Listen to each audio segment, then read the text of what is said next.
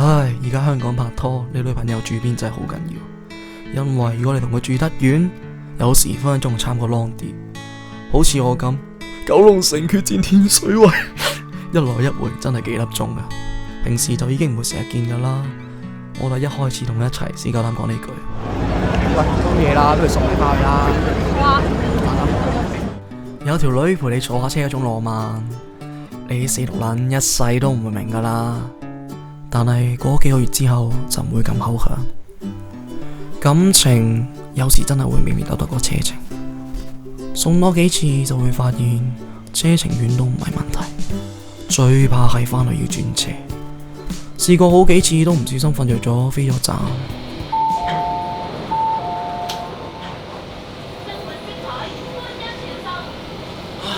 大鑊！到而家穩定落嚟，好多時都就咁送到去巴士站就算。原來長久嘅感情真係會難敵車程噶。喂，冇計啦，一來一回，我真係夠時間飛到台灣噶嘛。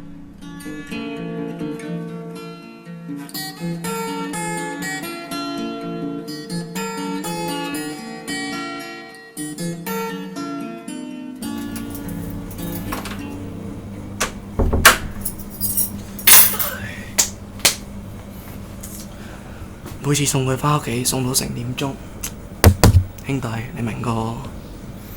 唉。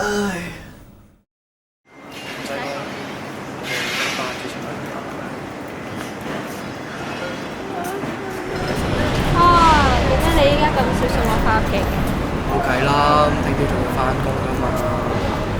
初識你都成日送我噶喎。嗱，睇緊面媽有掣，你哋幫我答佢啦。有邊個啱啱一齊嗰陣唔會送咧？冇噶嘛。好啦，送你翻屋企啦。乖啦。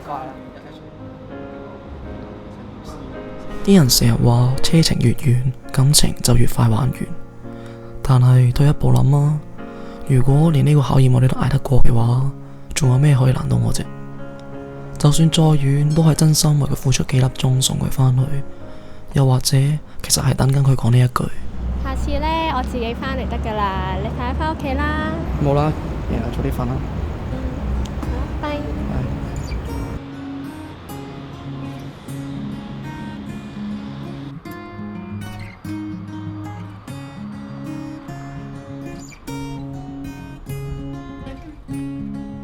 你哋班女仔真係要好好珍惜嗰個，就算幾夜都肯送你返屋企個死靚仔。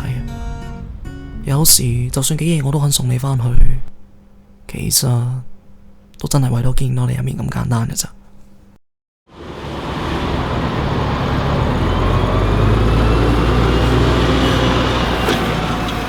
No！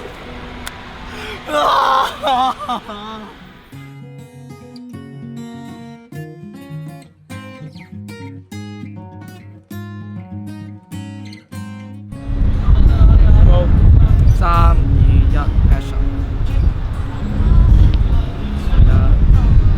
走開啦，柒頭！喂，佢有冇啊？做乜鬼嘢行入鏡啊？屌你！